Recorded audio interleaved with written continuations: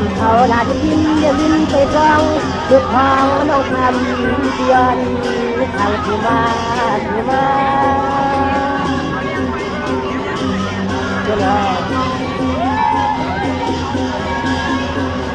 ร้องว่าน้องโกเฮวาจอนที่จักไรมีเจตตามาเพียงเพียงอย่างก็ที่ฮักเพื่ออยู่ห่มกุมหน้ากองพอปีขมันฟ้า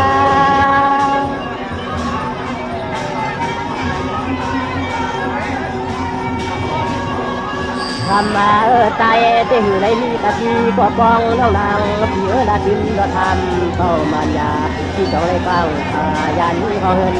พอเลย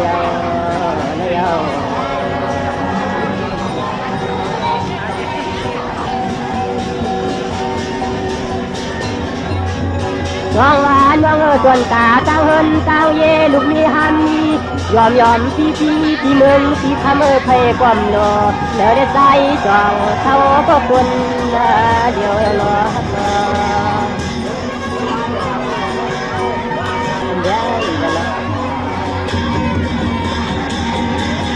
ทำมาน้องยิงเพียนาทางว่าใจที่นี่ก็ป้องห้องเฮินห้องเยวันในก็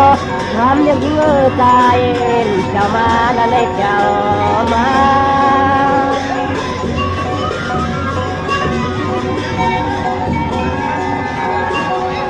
ร้องว่าน้องเจ็บมือไหลมือก่อนหึงก่อนแล้วพี่ว่าใจพี่อยู่ทางเพื่อรับเงินพี่ในก็ทำไรมีก็อยู่รอพี่ทำวันกัน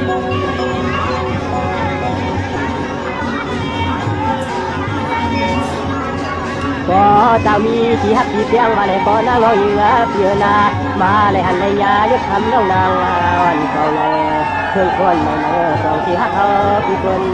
ทานสองที่ฮักเขาพี่คนทานฮันเลย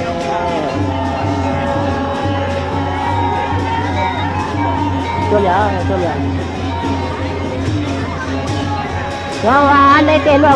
ก็เป็นคนเตะเท่ามึงเตะไผ่ลำเหมือนกับจำไผ่เลี้ยงจอนคำเต่าเตียนยิ้มเจียงฮันว่าน้องเท่าดินรักมึงเจ้ายันเตะ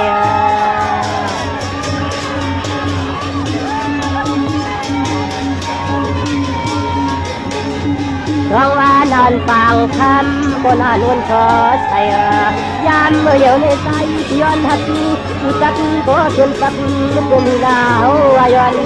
ปากคำเคย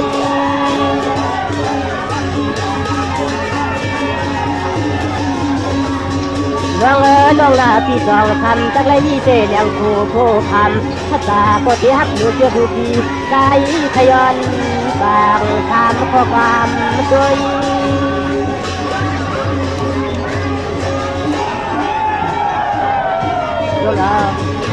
ทำมาเราเยอะเยอะนาอันสนใจเตะตั้งกระทอนไม่กอดเผยมีเป็นงานก็ผ่านเมื่อไรมันมีก็ติดเราบ้านทำ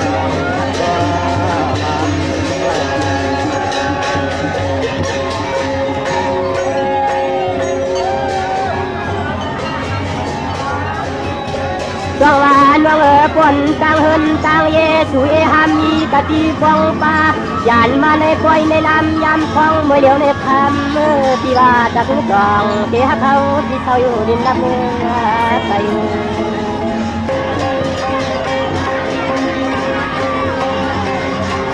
ช่วยเดียวทำมาน้องพี่จวนจองถามขอชมขอฟันเมื่อยามที่มาหันน้องในนัดเดินถึงเมืองข้างยันประมาณคนกันคอยคืน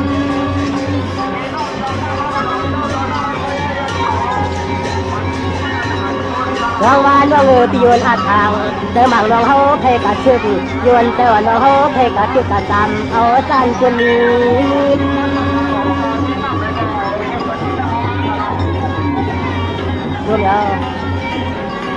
ทำมาน้องนาอยู่ว่าพวกเขาเป็นลูกผ่านลูกบอยหุบไปว่าถูน้องอำมาโลตัวในเฮ็ดการตัวในมืออยากมือผ่านเลยน้อง